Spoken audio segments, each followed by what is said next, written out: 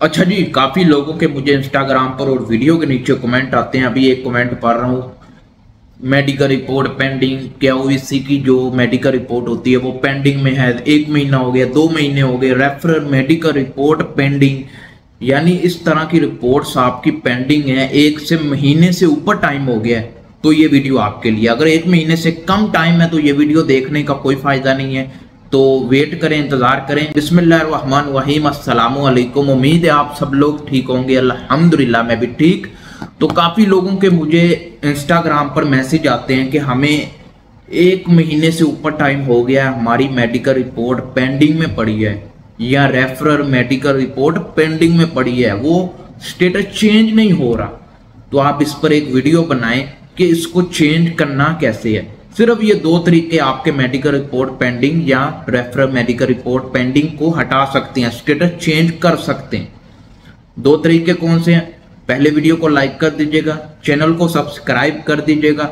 इसी तरह की इंफॉर्मेशन वीडियोस मैं इस यूट्यूब चैनल पर बनाता रहता हूँ।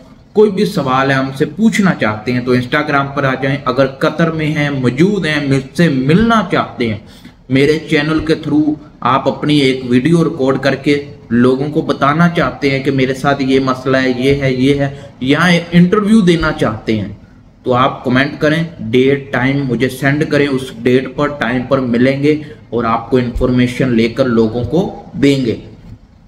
अभी बात करते हैं referral medical report pending with authority और मेडिकल रिपोर्ट पेंडिंग। ये पेंडिंग वाला काम है ना, अगर आपका 1 महीने से ऊपर लग रहा है, 1 महीने से ज्यादा टाइम लग रहा है, तो ये वीडियो आपने जरूर देखनी है। अगर 1 महीने से कम है तो आपने नहीं देखनी, और ना ही जो मैं तरीके बता रहा हूं इन पर अमल करना है।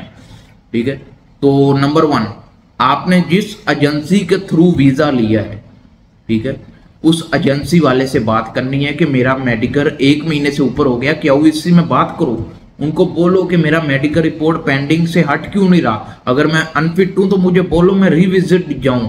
अगर मैं फेल हो गया हूं तो मुझे बोलो, लेकिन स्टेटस चेंज होना चाहिए। अपने एजेंट, अपने एजेंसी जिससे वीजा लिया, जिसने अपॉइंटमेंट निकाली, आप उसके पीछे लग जाओ, उसको बोलो कि ये काम करो ना, क्यों नहीं कर रहे, मेरा जल्दी से मेडिकल का प्रॉब्लम सोल्व करो।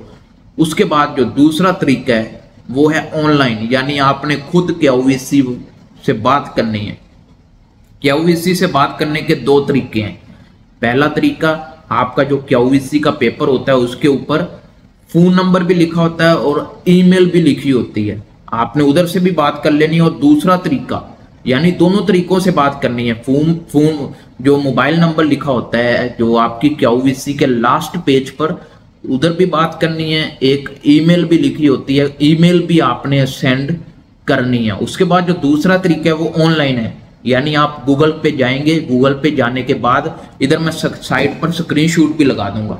गूगल पर जाएंगे, गूगल पर जाने के बाद आपने केओवीसी कतर मेडिकल ये लिखने के बाद सर्च करना है। सर्च करने के बाद जो पहली वेबसाइट आपके सामने आएगी, आपने उस वेबसाइट को ओपन करना है। ओपन करने के बाद आपसे लैंग्वेज पूछेगा, आपने कौन सी लैंग्वेज में देना है, अपना सवाल जवाब करना है, या अपने मेडिकल को चेक करना है।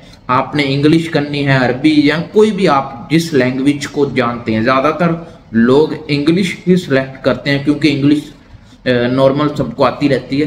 तो इंग्लिश, हिंदी का भी ऑप्शन है, उर्दू का भी ऑप्शन है, अरबी का भी ऑप्शन है। तो आप अपने हिसाब से अपनी लैंग्वेज को सिलेक्ट कर लीजिएगा। सिलेक्ट करने के बाद आपको नीचे एक मैसेज का ऑप्शन नजर आएगा, ये आप देख रहे हैं स्क्रीनशॉट के स्क्रीन पर, मैंने एक वीडियो भी लगा दी हुई है आपके लिए। तो उधर आप टाइप करेंगे मैसेज के आइकन पर, तो एक इंटरफेस आएगा।